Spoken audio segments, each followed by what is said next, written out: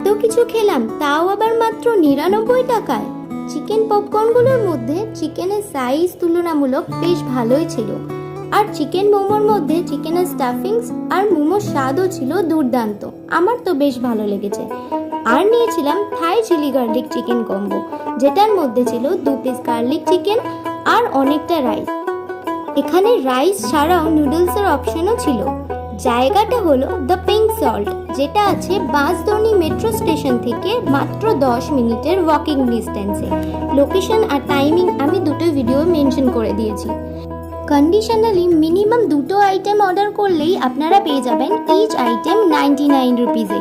এছাড়াও এখানে আরও অনেক ধরনের কম্বোজ আর আইটেমস আছে, যেগুলো আপনারা ট্রাই করতে পারেন। ভিডিও ভালো লাগলে like, share and subscribe my channel. দেখা হচ্ছে পরের একটি ভিডিওতে। Till then, tata.